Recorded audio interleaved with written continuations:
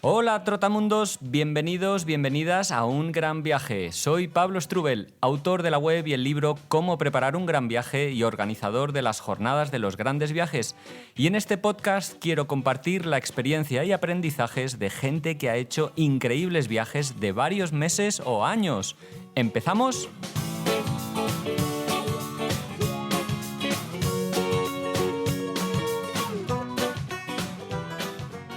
Hola, ¿qué tal? ¿Cómo estás? Bueno, espero que muy bien. Ya volvemos por aquí un lunes más, una semana más a ponernos en ruta, a irnos de viaje, a recorrer el mundo y en esta ocasión con Marc Franquesa que nos vamos a hacer un gran viaje en moto. La verdad es que me gusta mucho, conversar con Marc por diversos motivos. No hay tantos moteros que conozca que estén haciendo viajes largos.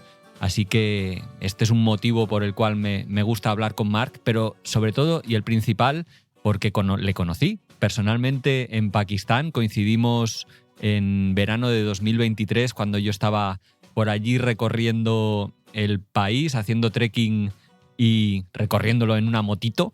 Y coincidimos en Gilgit, una de las ciudades del norte del país, y bueno, me puso los dientes largos con el viaje que llevaba o que estaba haciendo. Hasta la fecha llevaba 6 meses y bueno, ha estado en total 1 año y medio recorriendo pues el camino que había entre Andorra, que era donde estaba viviendo en ese momento, en mayo de 2023, que es cuando deja el trabajo y se lanza a viajar, y la punta más, prácticamente más al sur de la India, que es a donde, digamos, llegó con la motocicleta.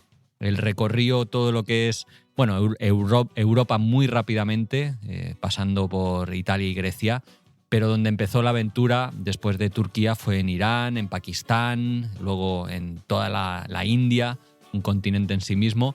Y luego recorrió países como Afganistán, Tayikistán, toda Asia Central ya de regreso. Ha sido un viajazo increíble en el que ha estado viajando solo casi todo el tiempo, acampando en la naturaleza, viviendo aventuras y desventuras a lomos de su moto, salvo en Sri Lanka, que es donde estuvo unas semanas viajando de mochilero, descansando de la motocicleta antes de emprender el regreso hacia España, hacia Sabadell, que es donde se encuentra en estos momentos cuando conversamos y cuando grabamos esta entrevista. Y bueno, como te digo, es una conversación con un colega en la que repasamos momentos estelares como es, por ejemplo, el cruce de Irán a Pakistán, sobre todo la entrada en Pakistán, escoltado por la policía, el cruce por Afganistán, en el que estuvo varios días recorriendo en solitario ese país justo después del desgraciado atentado que hubo contra personas españolas, precisamente, que estaban viajando por ahí.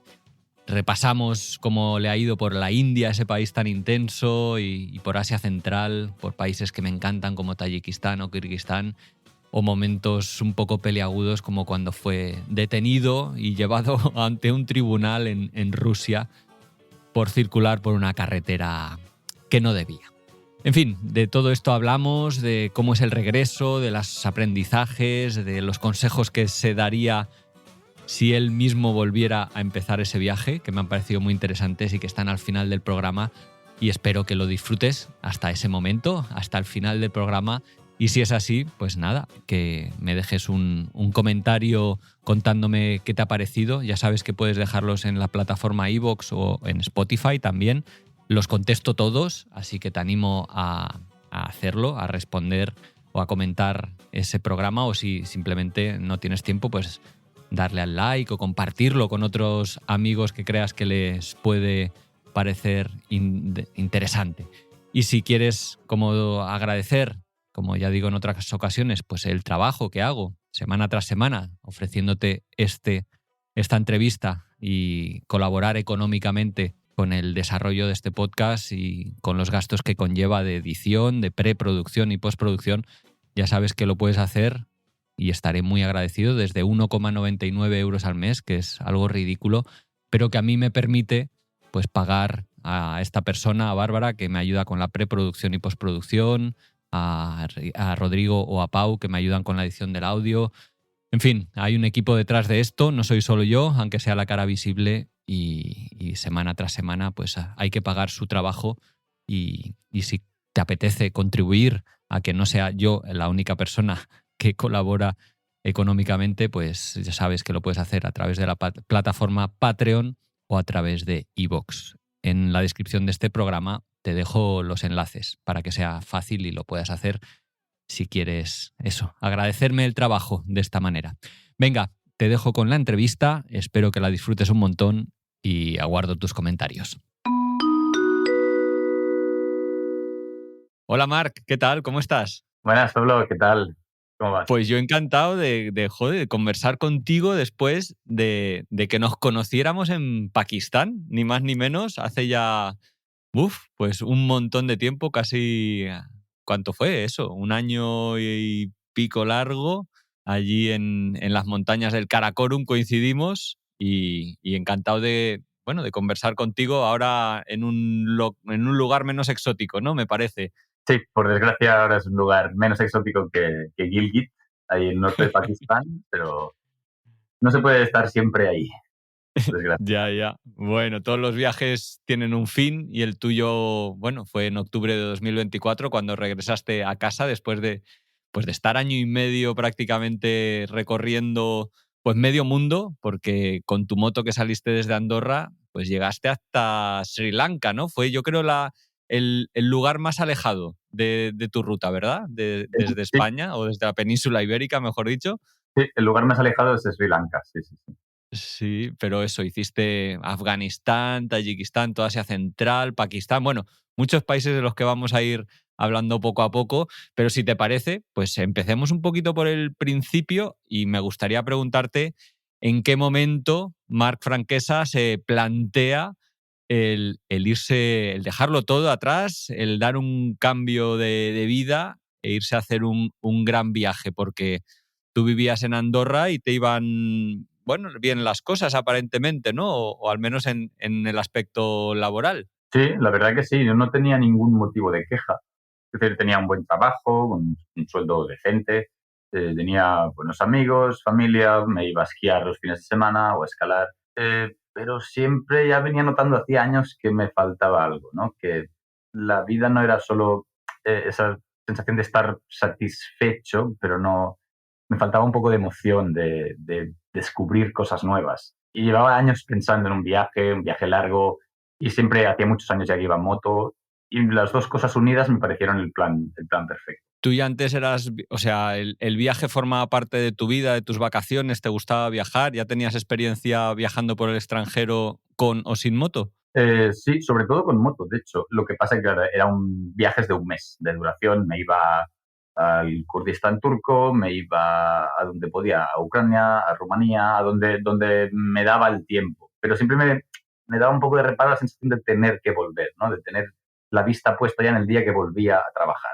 Y al final decidí, pues bueno, mira, vamos a quitarnos esa presión, vamos a quitarnos ese deadline y vamos a ver hasta dónde llegamos y cómo sale. Oye, lo de la moto, eso era irrenunciable, tenías claro que iba a ser en moto, porque comentabas que ya eras motero, ¿no? Digamos, de afición. Sí, sí, sí, ya venía, todos estos viajes que he hecho ya habían sido en moto, y ya, sí, la moto yo creo que era algo inamovible. Es decir, quería hacerlo en moto, pues me daba la sensación, que luego descubrí si era cierto o si no, pero al principio me daba la sensación de que sería como más libre, más auténtico, y tenía clarísimo que si lo hacía iba a ser en moto. Y fue así, o sea, fue, dicho de otra manera, qué te aporta el hecho de viajar en moto frente tal vez a otros medios de transporte? Sí, a ver, al final yo al principio solo veía las cosas buenas, ¿no? Es el hecho de poder moverte a tu total libertad, de coger, si un día me levanto a las 4 de la madrugada y digo, hostia, me quiero ir ahí,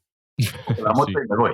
Y no hay que esperar al bus, al taxi, al tuk-tuk, a lo que sea. Es la libertad también que el autobús, ¿no?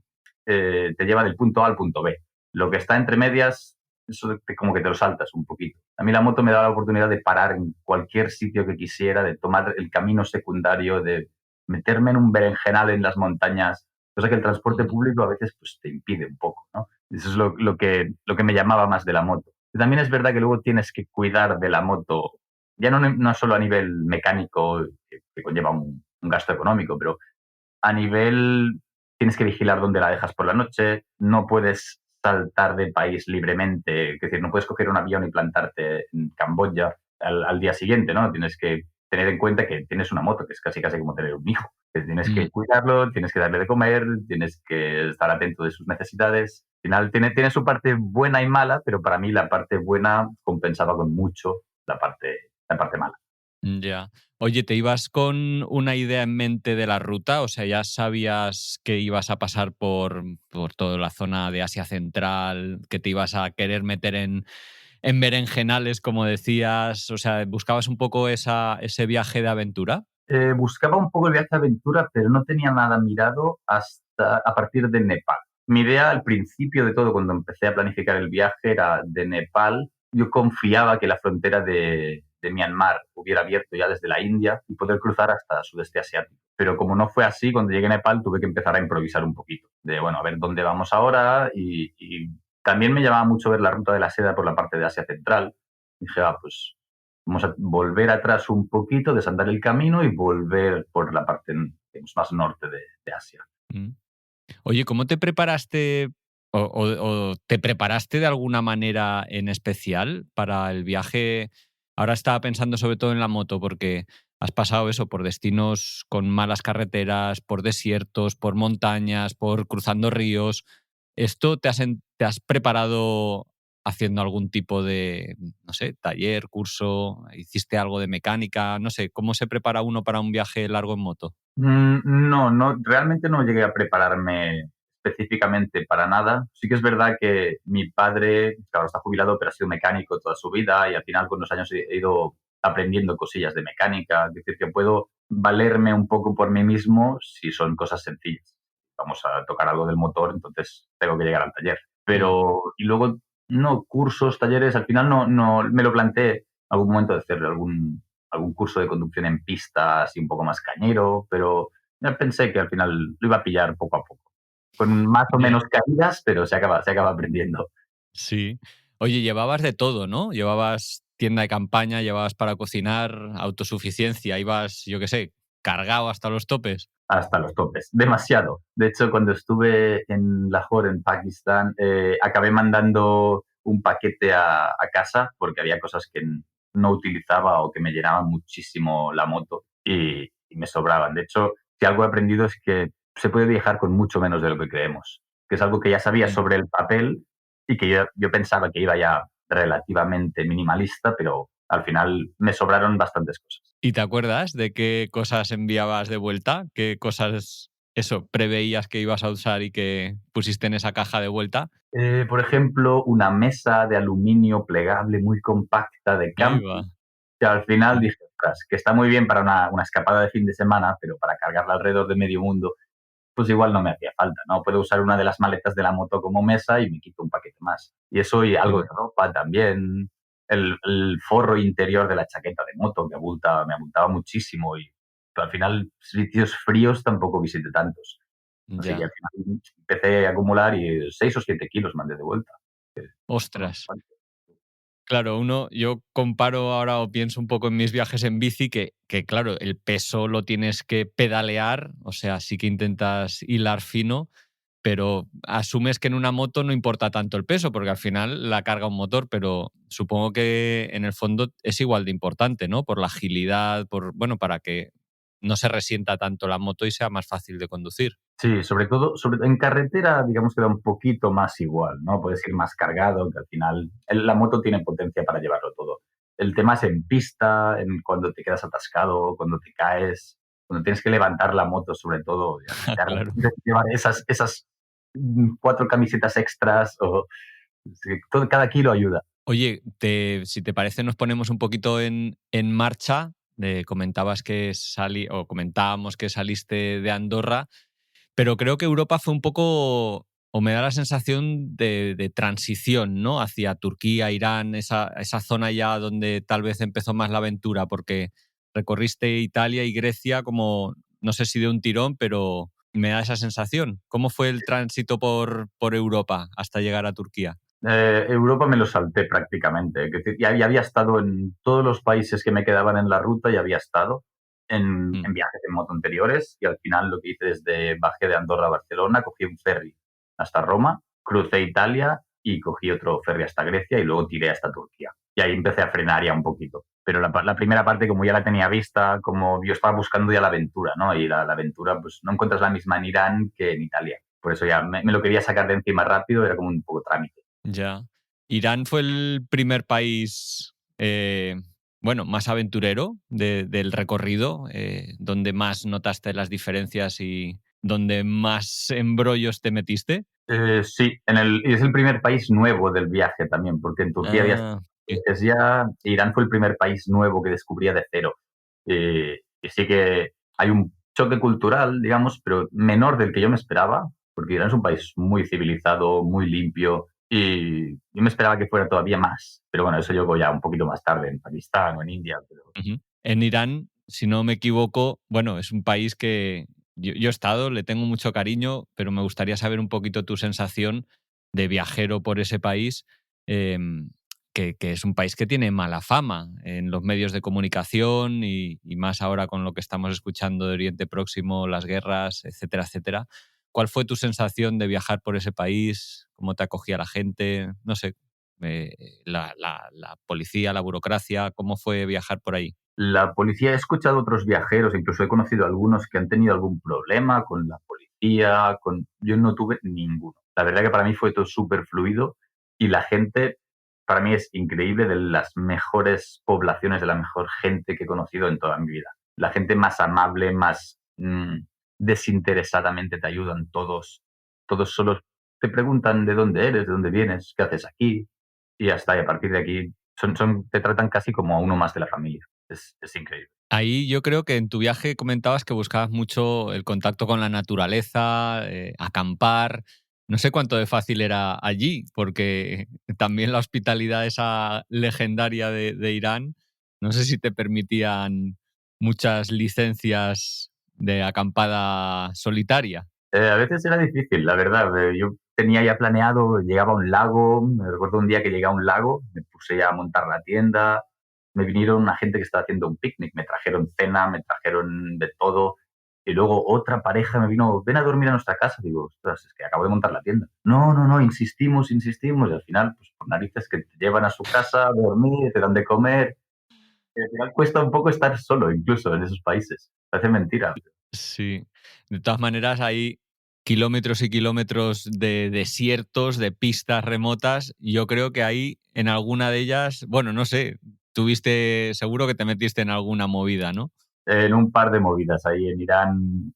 Una vez, un par que destacan más, que es una vez me quedé encallado, estaba yendo a visitar un lago para la puesta de sol y acampar ahí, y me quedé encallado en la pista de tierra, la moto hundida hasta la mitad, y me Hola. costó pues, 4 o 5 horas salir de ahí. Salí de ahí a medianoche prácticamente. Eso se Buah. me hizo, era mi segunda o tercera noche en Irán, que todavía no iba yo muy familiarizado ni con la moneda, ni con la circulación, ni con nada. Ese día se me hizo un poco duro, ¿no? Y ¿Cómo consigues salir ahí? ¿Excavando hasta que consigas tracción o cómo se hace para salir de un embrollo así? sí, al final, como la moto se había enterrado, la rueda trasera sobre todo, pues tuve que tirar la moto al suelo, cubrir el agujero como podía, pero era casi todo arena. Había 4 palos y 4 ramitas así, las puse ahí, levantar la moto otra vez, quitar todo el equipaje para aligerarla un poco y luego pues tirar poco a poco empujando la moto. La verdad que fue duro ese día, físicamente y mentalmente también. ¿Por qué mental? Bueno, no sé, supongo el hecho, la incertidumbre de quedarte allí sin ayuda, ¿no? Sí, es de esos momentos que te planteas, ¿no? Digo, ¿qué estoy haciendo aquí? Así, cayéndome, sudando, no sé ni dónde estoy, ni qué clase de fauna hay aquí, ni cómo es la gente. Ostras, igual se me ha ido un poco de las manos. Pero al final todo acaba bien y al día siguiente es cuando estás orgulloso, ¿no? De no haberte rendido, de haber salido de ahí, de haber vivido eso. Eso es lo que al día siguiente me di cuenta de eso. Digo, si hubiera tenido un hotel al lado, seguramente hubiera ido al hotel, pero como no lo tenía, me tuve que espabilar. Y eso ya me dio Ya.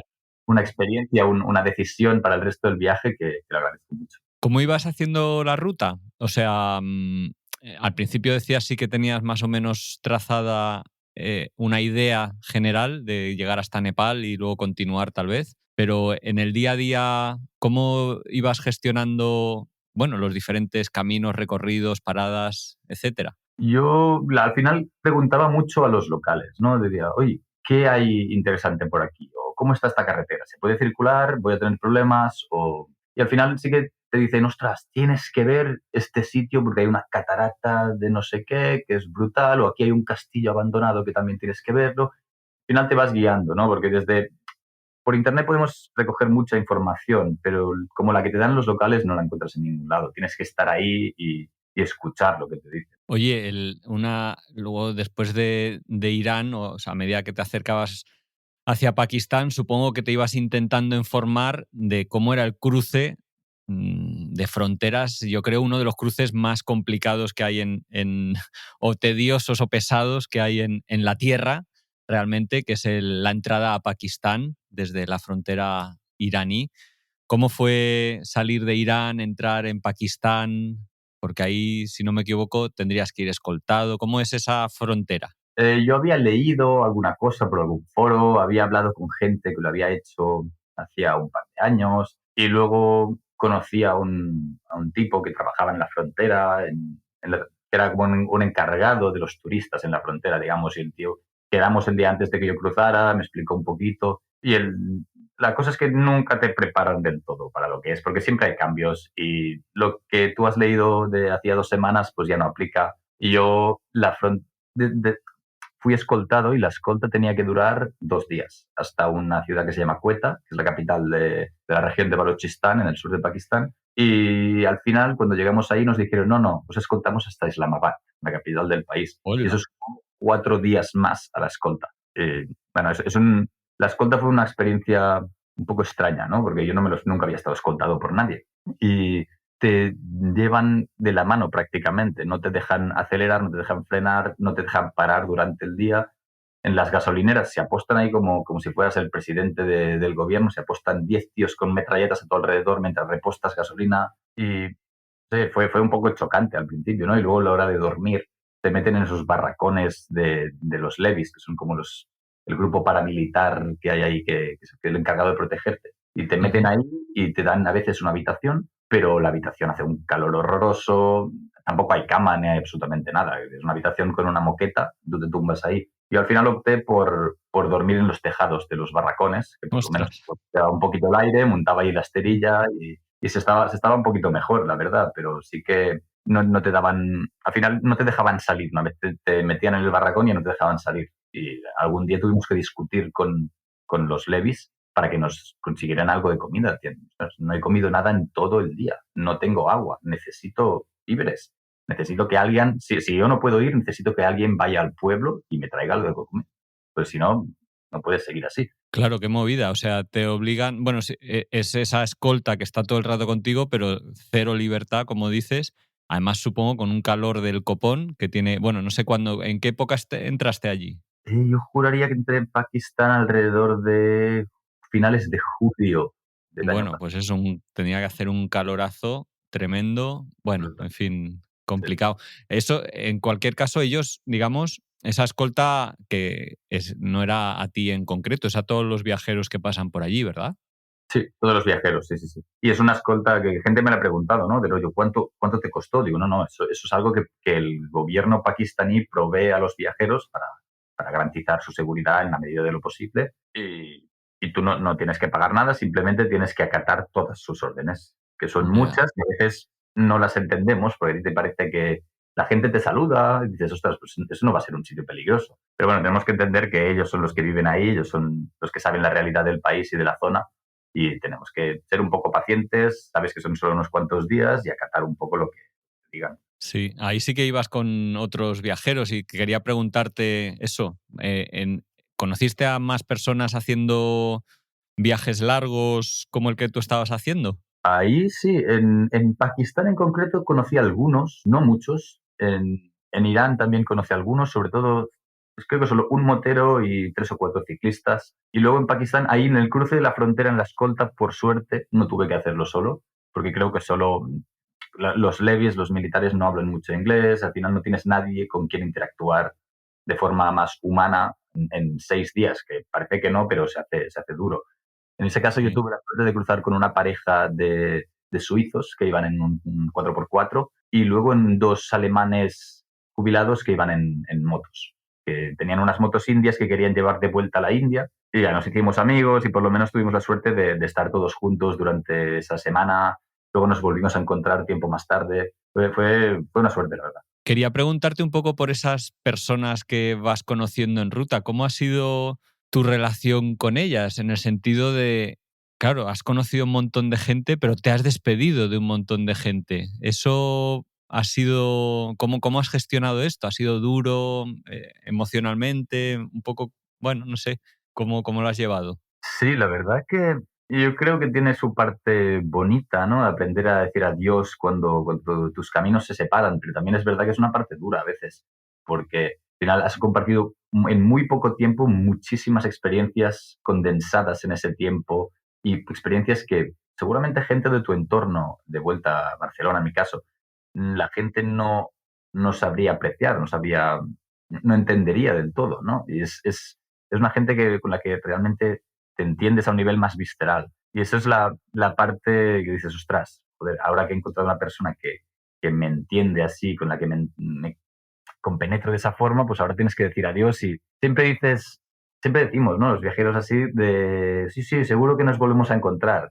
A veces es cierto y a veces no lo es. Y creo que a veces lo Ya. decimos mm, por no ser valientes, suficientemente valientes como para atreverte a decir, oye, ha estado muy bien, te tengo mucho aprecio, pero hasta nunca. Esa es la parte. Ya, claro. También eso, la vida da muchas vueltas y oye, a saber dónde te vuelves a encontrar, a veces de casualidad. La verdad, a mí me ha pasado encontrarte gente que dices, ¿cómo es posible que nos encontremos en este pueblo si nos vimos hace 2 meses en no sé dónde y aquí estamos los dos, ¿no? Que Sí, sí, a mí es también. especial. Oye, tú partiste solo, con la idea de irte solo, ¿no te daba reparo el hecho de viajar solo tanto tiempo? No, yo siempre he sido bastante solitario también, ¿no? Desde pequeña me encerraba en mi habitación a leer y no quería saber nada de nadie durante horas. Al final, siempre me ha gustado mucho que mis aventuras sean mis aventuras, ¿no? Me gusta compartirlas con alguien, pero no que sean de alguien más.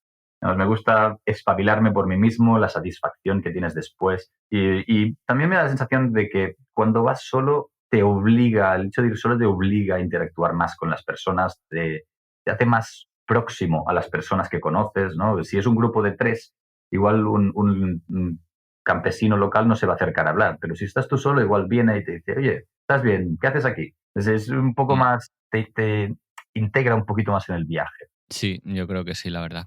De todas maneras, te pregunto, ¿hubo tramos que hiciste con otra gente y en ese caso, cuánto de diferente es compartir la experiencia? Hubo algunos momentos que me uní a otra gente. Lo que es viajar con gente, poco. Sí que lo hice en Sri Lanka porque la moto no la llevé conmigo, sino que la Ujú. dejé en la India y ahí me reencontré con unos amigos que había hecho en otros países y estuvimos 3 semanas o un mes así viajando juntos. Eso fue un cambio porque, claro, no tenía moto y además iba con otra gente. Eso fue un poco Ya. diferente. Fue como unas vacaciones dentro del viaje. Eso te iba a decir, también guay, ¿no? Porque viajar ahí crea sus rutinas y demás y desconectar un poco, seguro, igual hasta te vino bien. La verdad que sí. Al principio, los primeros 3 días, yo estaba todo el rato cabreado de rollo, ¿dónde está mi moto? ¿Qué estoy haciendo aquí en un autobús apretado con una anciana sentada en mi regazo? Digo, ostras. Y, y al final sí que dices, ostras, pues mira, tómatelo diferente, ¿no? Estás viviendo algo diferente de tu rutina motera del día a día. Y la verdad que sí me vino bien. También hice algunas senderismos, o sea, algunos senderismo, un poco de trekking y eso con gente en Pakistán y en Nepal. Y la verdad que bien. Tardé unos días en adaptarme a ir con otra gente, ¿no? A no poder decidir yo absolutamente todo. Buscar el consenso o sea, cuando estás cansado a veces, si estás de mal humor o tienes hambre, pues a veces si estás solo no pasa nada, ¿no? Pero si estás con otra gente, a veces lo pagas con ellos y luego tienes que recapacitar y decir, hostia, lo siento, bueno, y Ujú. buscar un poquito esa convivencia, que es lo que yo no Ya. estaba acostumbrado. Oye, no hemos hablado de tiempos, no sé cuánto tiempo llevas ahora, estamos físicamente en nuestro viaje, estamos en Pakistán, cuánto tiempo tardaste más o menos, pero mi pregunta era sobre todo, ¿en qué momento te das cuenta, si es que hay algún momento en concreto, te hablo por mi experiencia, sí que en mis viajes sí que lo hubo, en que de repente dices, hostia, esto no son unas vacaciones, que no vuelvo, ¿no? Que esto ya es casi una forma de vida, aunque sea temporal, pero ¿hubo algún momento que hiciste clic? Sí, eso la verdad que me pasó y fue un momento de los más importantes, más bonitos en mi viaje. Me pasó, no te sé decir un día concreto, pero me pasó cuando estaba en Pakistán. Yo sabía sobre el papel, ¿no? Cuando estuve en Turquía, en Irán, yo sabía que era un viaje largo, que no tenía por qué volver si no quería, o que no tenía por qué volver a mi vida anterior. Pero hasta que lo entiendes a un nivel, una epifanía, ¿no? En el momento que dije, ostras, que es verdad, que ahora mismo esta es mi vida, que no es que esté de vacaciones, no es que me ha tomado un tiempo, es que ahora mismo esta es mi vida. Eso fue un momento de revelación que aunque soy incapaz de ponerle una chincheta, de saber exactamente en qué momento fue, me acuerdo de la sensación, ¿no? De que te llena de repente, dices, ostras, es un cambio radical de Sí, todo. porque supongo, bueno, no sé si te pasaría, pero claro, de repente igual valoras más o sea, ya no es tanto el hecho de viajar, el desplazarse, el de la aventura, sino tal vez disfrutar más de los momentos, de las situaciones, de igual hasta de bajar un poco el pistón. Yo no sé, ahora mencionabas Pakistán, pero claro, tú eras amante de la montaña y de repente estar allí en esas montañas y en esos lugares tan salvajes y luego en el norte de India y luego en Nepal, buah, lo tuviste que gozar, ¿no? Sí, fue increíble, son de las mejores montañas del mundo, además, ¿no? O de las más altas, y las de Pakistán en concreto son de las más salvajes también. Tú que has estado ahí también lo sabes, ¿no? Que no hay mucho Sí. turismo, no hay el guía de montaña que te intenta convencer para no sé qué, ni el seguro de montaña.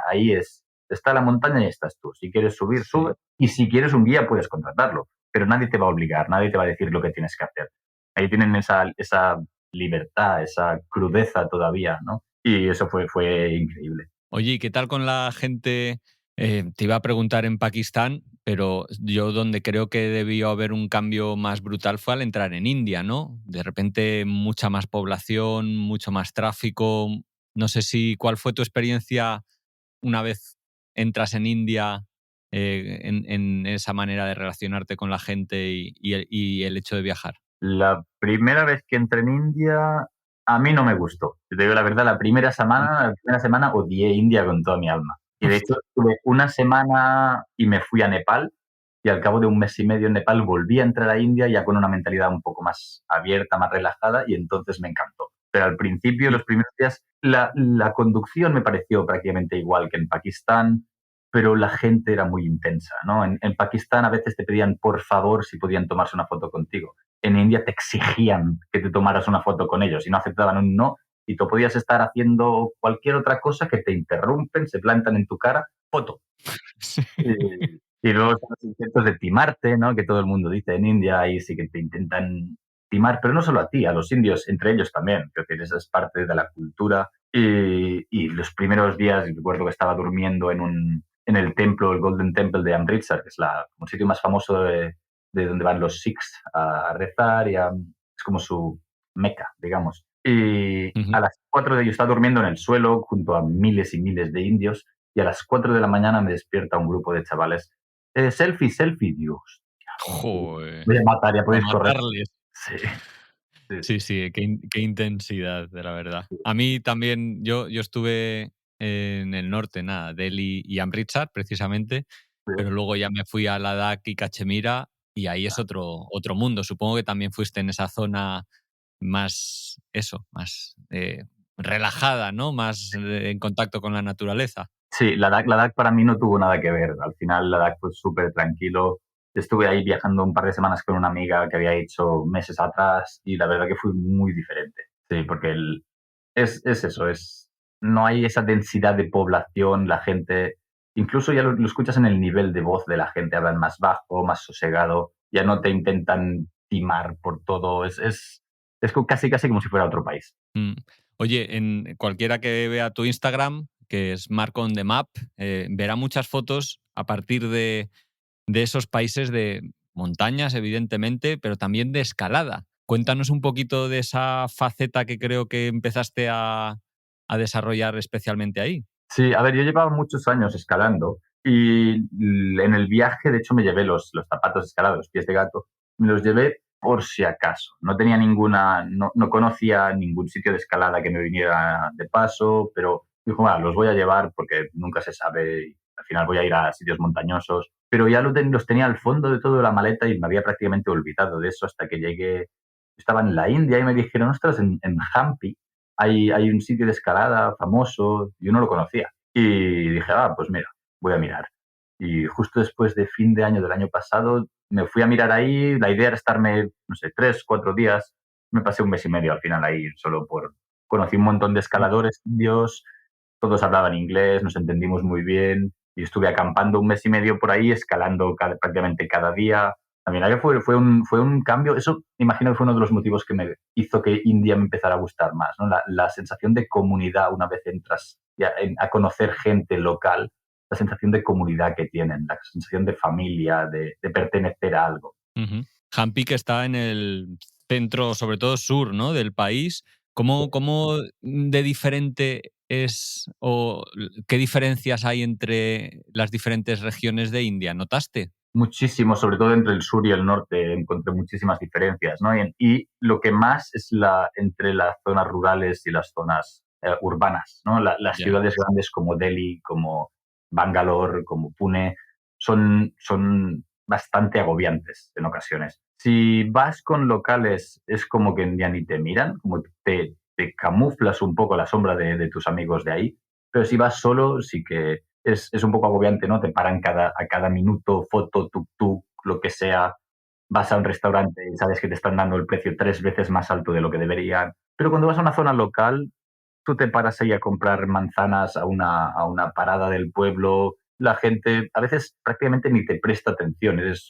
Les da igual el color de tu piel, les da igual la moto. Sí que es verdad que la moto llama un poco la atención, la mía, pero en general les da bastante igual, ¿no? Son como más... Me recordaba más a Pakistán en el sentido de más, van a lo suyo, tú eres una persona más, no importa nada más. Mm. Oye, eso, claro, viajar precisamente en moto o en tu vehículo propio es ideal para llegar a esos sitios en India, un país tan enorme, pero también creo que conducir en India es una experiencia un poco, no sé decir, acojonante, tal vez. Sí, a ver, a mí me habían pintado que lo pasaría fatal.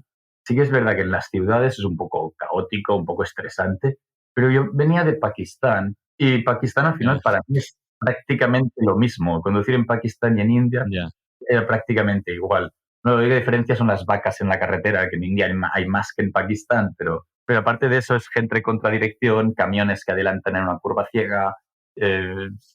Tienes que ir a la mitad de la velocidad a la que irías aquí en Europa, ¿no? Porque nunca sabes qué vas a encontrar después de una curva o un agujero que te cabe la moto entera dentro. Es un poco caótico, pero yo te digo, la carretera abierta no se me hizo tan duro. Las ciudades, y además con el calor, que eso influye mucho cuando vas con el traje entero de moto, sí que se me hicieron un poco más pesadas. Ujú.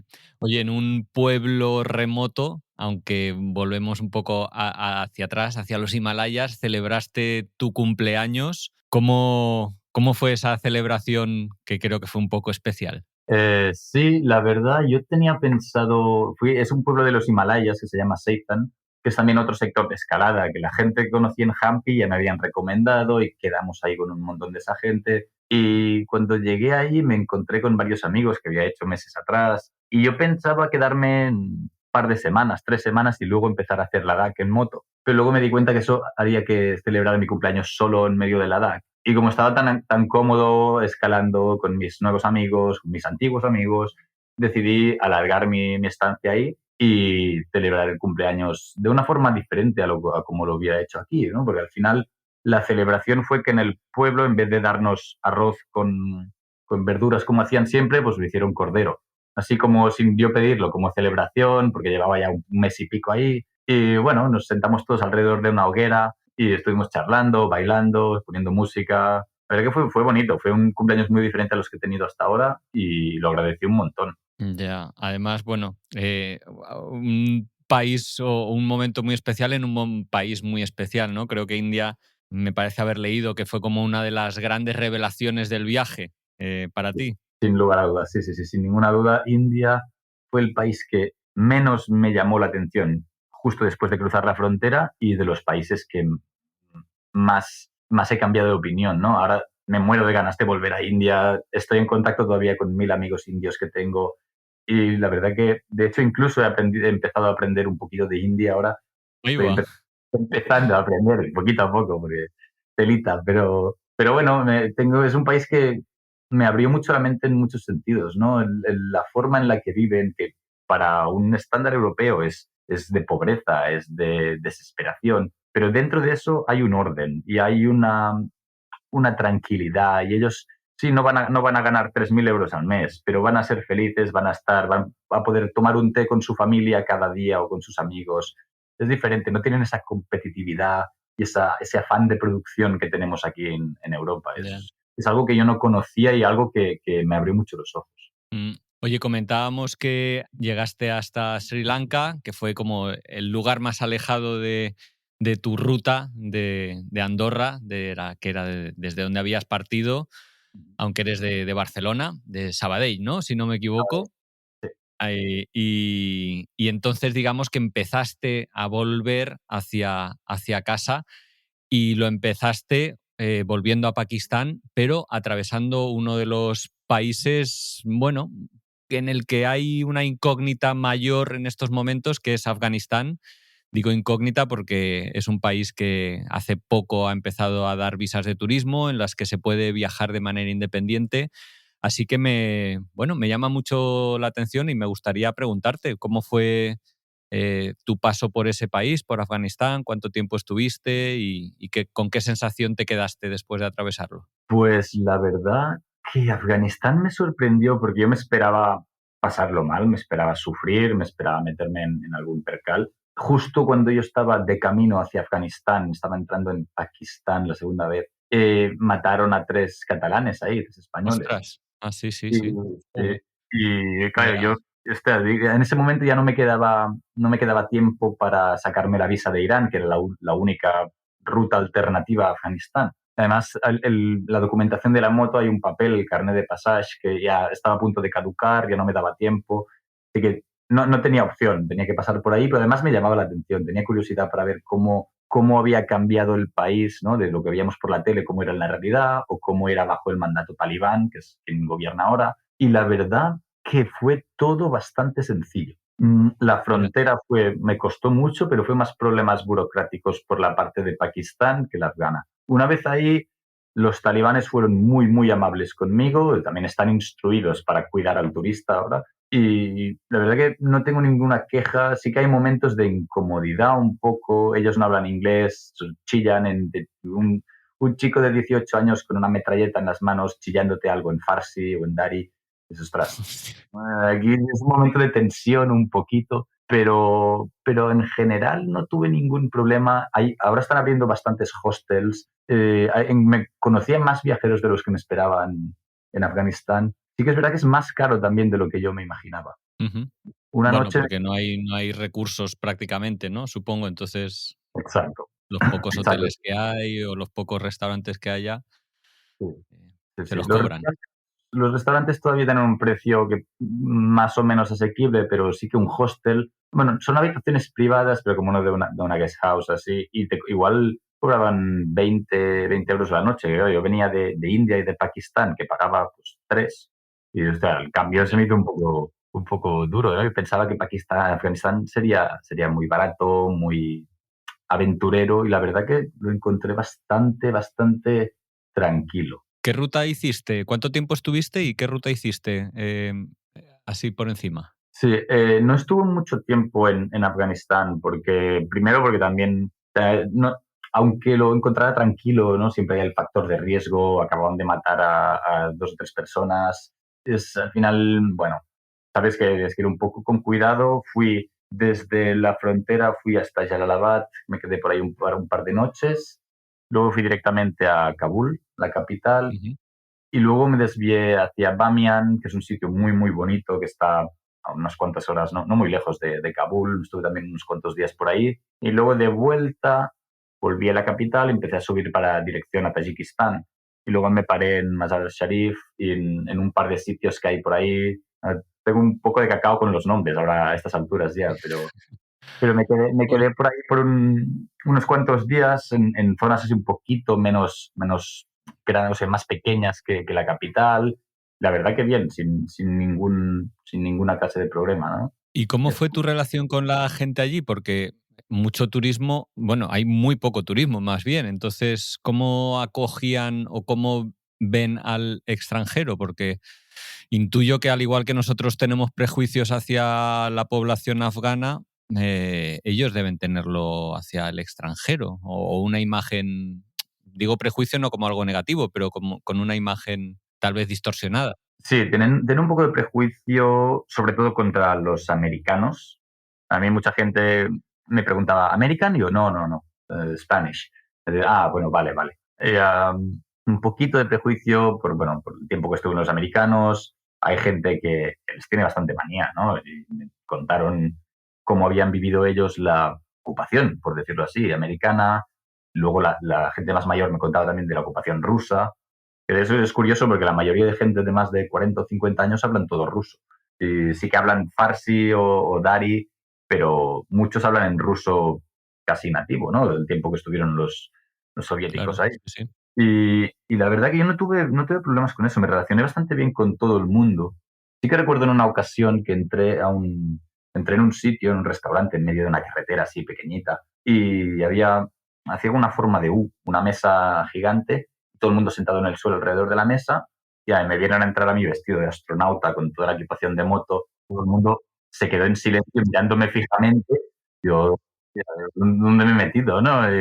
Digo, bueno, ahora ya estoy dentro, me pedí de comer y solo quedaba una mesa suelta en el medio. Tenía yo 40 o 50 personas a mi alrededor mirándome mientras yo comía. Digo, hostia, bueno, acabé de comer, pagué y me largué de ahí. Pero nadie me dijo nada, nadie hizo nada Ya. ofensivo, raro, pero sí que en ese momento no estaba yo, no me sentía muy aceptado ni muy cómodo. Pues imagino que pasa más en las zonas rurales. Las ciudades están un poquito más, tienen más acceso a información, están un poquito más abiertos y liberados un poco de los prejuicios que les han inculcado, imagino. Sí, sí. Oye, y el que tiene prejuicios o imágenes preconcebidas soy yo respecto a ese país y quería preguntarte por el tema de la mujer, por ejemplo. ¿Ves mujeres en la calle? Supongo que no te pudiste ni siquiera relacionar con ninguna ni hablar con ninguna. No sé cómo es. Yo es una de las cosas que me daría un poco de reparo. Ya me impresionó mucho en algunas zonas de Pakistán ver mujeres con burka en toda la parte occidental. ¿Cómo es el hecho de viajar por ese país y no sé, ves mujeres, no ves mujeres, te relacionas con ellas? ¿Cómo? Ves pocas mujeres, pero hay por la calle, sí que van completamente tapadas, pero sí que las ves alguna vez las ves por la calle. E incluso yo llegué a hablar con algunas ancianas, que creo que con las ancianas no está tan mal visto. Y yo llegué a hablar con algunas ancianas que me querían vender algo o que simplemente estaban atendiendo, ayudando a atender al marido. Sí que en teoría creo que no trabajan, pero a veces sí que están ahí ayudando o vendiendo por la calle. Y la verdad que pensaba que sería mucho más tabú, mucho más que si yo hablaba con una anciana por la calle, pensaba que alguien me diría algo, pero no, eso fue súper tranquilo. Sí que es verdad que cuando yo llevaba unos cuantos meses que había salido, se ve que endurecieron la ley esa que tienen y ahora es mucho más prohibitivo, pero yo no llegué a vivir ese extremo extremo. Mm.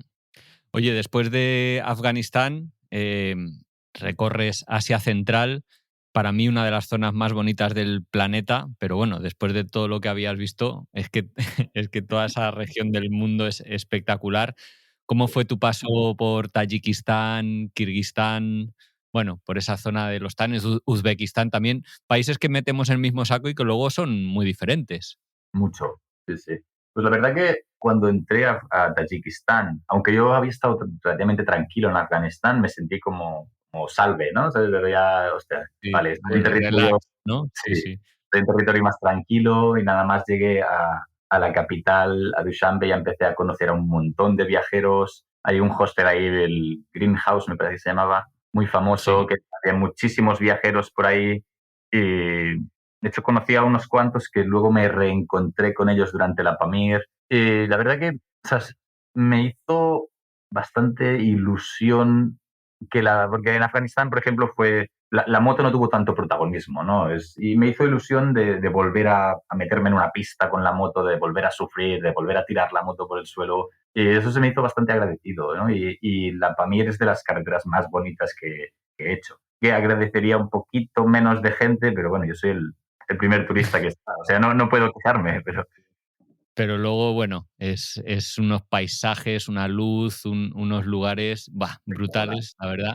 Que claro, al final, como en tantos otros lugares en los que has estado, pues quiero decir que son espectaculares y eso atrae a la gente, claro. Todo el mundo queremos estar ahí, ¿no? También. Aunque Exacto. bueno, el grado turístico de Tayikistán todavía sigue muy bajo. Sí. En Uzbekistán seguramente notaste ahí ya un cambio importante. Además, ahí supongo que empezó el calor, ahí volvió el desierto.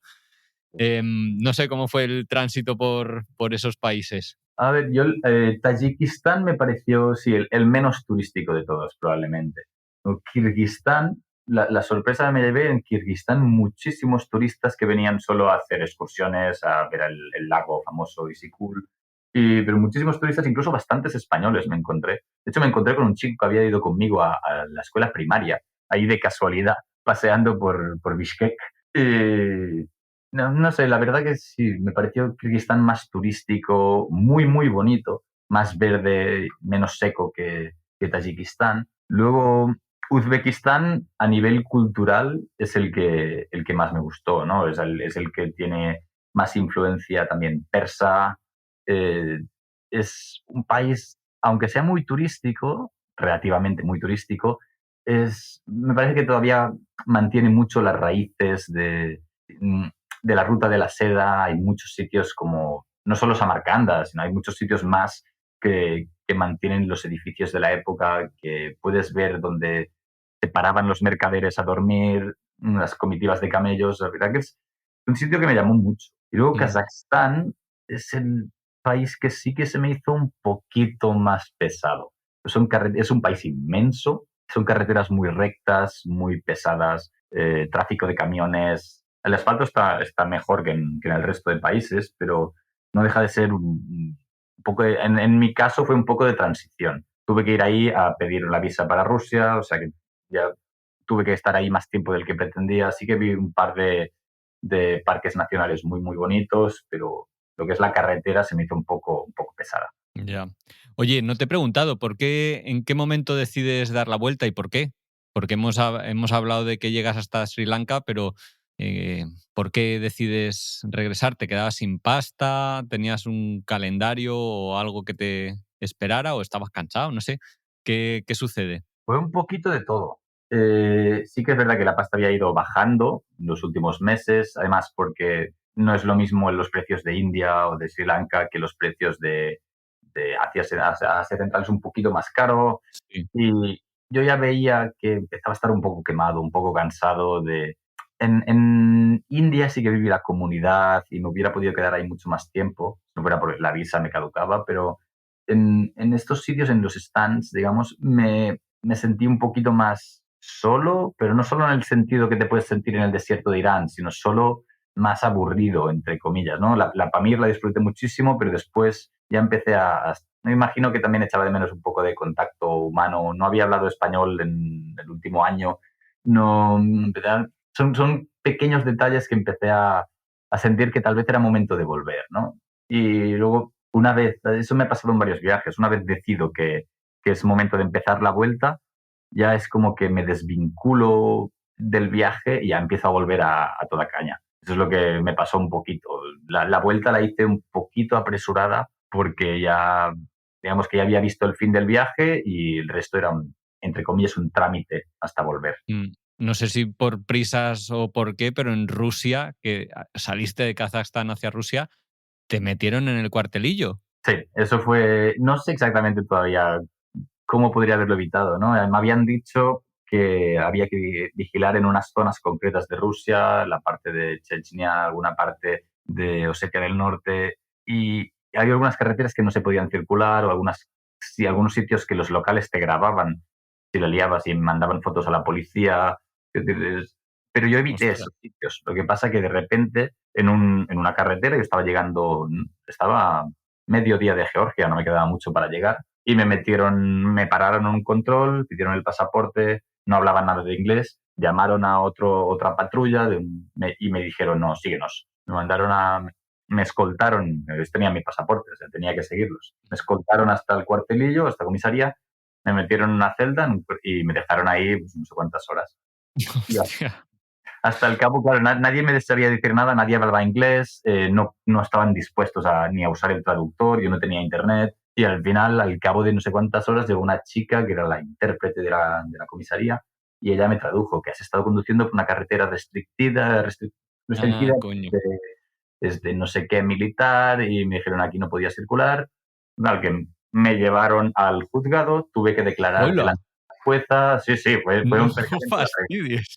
Sí, sí. Hostia. Tuve que declarar No. delante de la jueza y, claro, declarar. Es decir, la chica traducía. Y yo le dije, oye, pues pídele a la jueza, dile que no había ninguna señal en la carretera, que no hay nada en Google Maps, que no hay absolutamente nada que indique que no pudiera circular por ahí. Y la chica se negó a traducir eso porque decía que la jueza se iba a enfadar.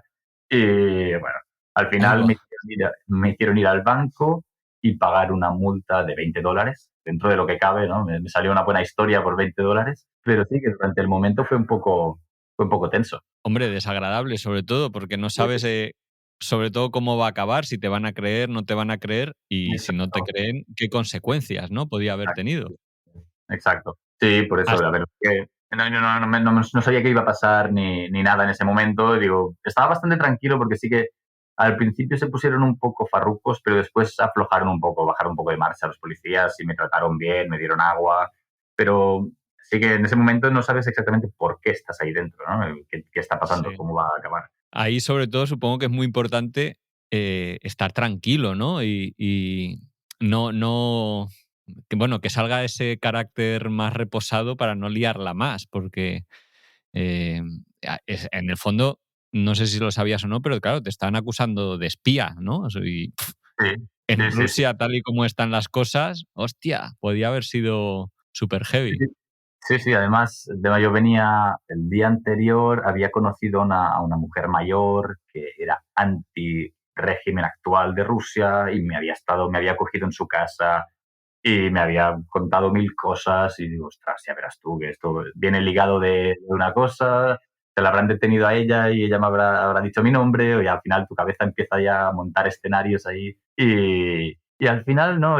Bueno, me senté ahí y, si digo la verdad, me puse a hacer sudokus en el móvil y hasta que, No.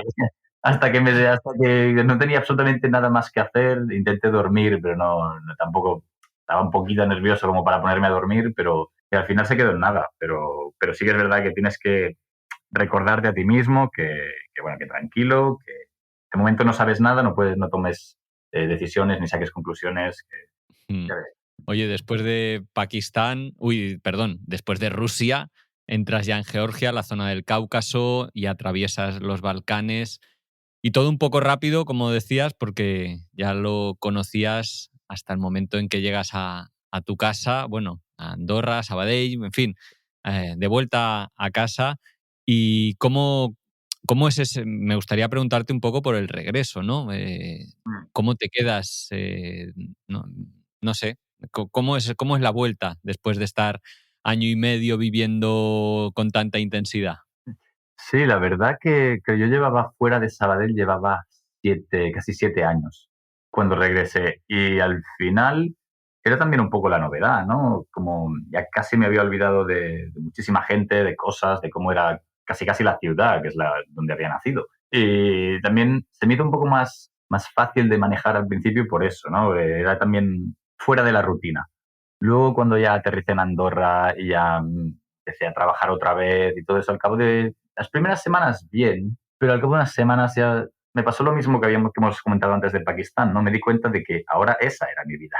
La de volver a currar, la de volver a levantarme a las 7 de la mañana, y eso, las últimas semanas se me han hecho un poquito más duras en ese sentido, ¿no? Yo ahora veo fotos que tomé en la época, en el viaje, veo cosas que he escrito, digo, ostras, es que me encantaría volver a estar ahí, me encantaría volver a salir, me encantaría volver a perderme, si no es por Asia, pues por África o por Sudamérica o por donde sea.